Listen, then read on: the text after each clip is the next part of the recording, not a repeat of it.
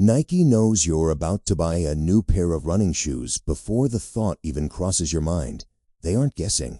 This is a calculation derived from the exact date you bought your last pair, the mileage you've logged since, and the average degradation rate of that specific foam. The company has developed a sophisticated data and AI operation that rivals the world's leading tech firms, all functioning behind the familiar sportswear brand. Studying how they assembled this system reveals the specific mechanics that will likely define the next decade of retail. By fiscal year 2024, Nike's AI personalization strategy drove $21.5 billion in direct-to-consumer revenue, built entirely on a foundation of 400 million digital members. Look at this chart comparing customer value. The people inside Nike's digital ecosystem spend 3 times more than people on the outside. That specific multiplier is the financial justification for everything the company built. The blueprint for this machine was drafted in 2017 in an internal strategy document called the Consumer Direct Offense. The directive was simple.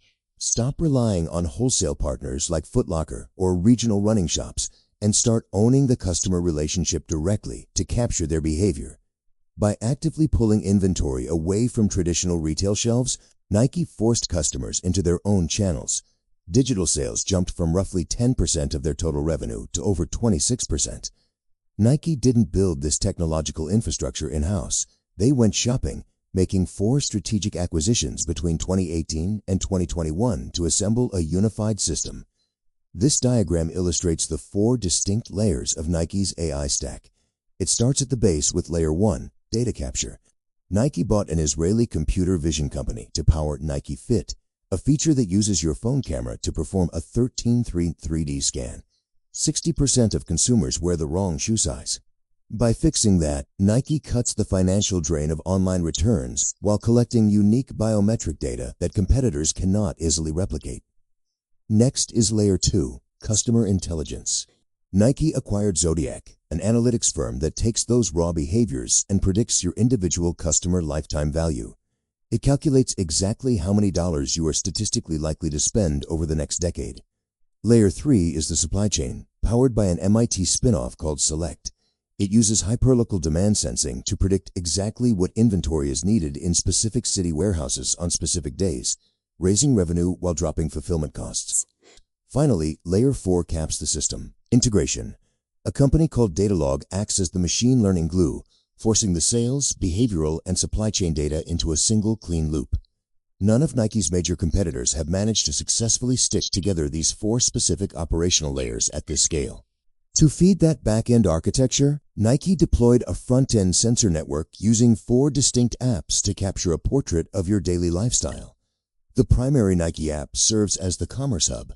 It uses your data to generate a personalized digital storefront, ensuring 2 users opening the app at the same time see different products. And then there's SNKRS, the exclusivity engine. By managing limited drops and raffles, it turns the simple act of buying a shoe into a competitive cultural event. The Nike Run Club and Training Club apps offer high-quality tracking and workouts completely for free.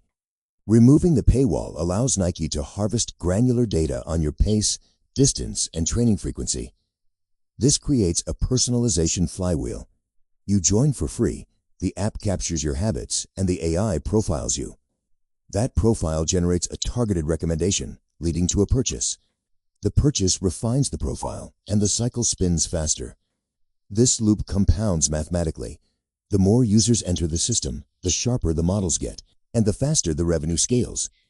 Between 2020 and 2024, Nike's strategy leaned heavily into digital channels, allowing automated systems to govern the majority of their consumer touchpoints. But algorithms optimize blindly for the metrics they are fed.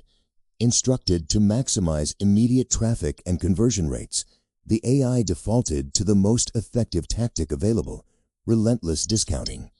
Nike's promotional emails started looking like a daily clearance sale. The system successfully drove short-term clicks, but it eroded the premium heat that actually makes people desire the product. The fallout was severe. By 2024, Nike's digital channels were facing double-digit declines.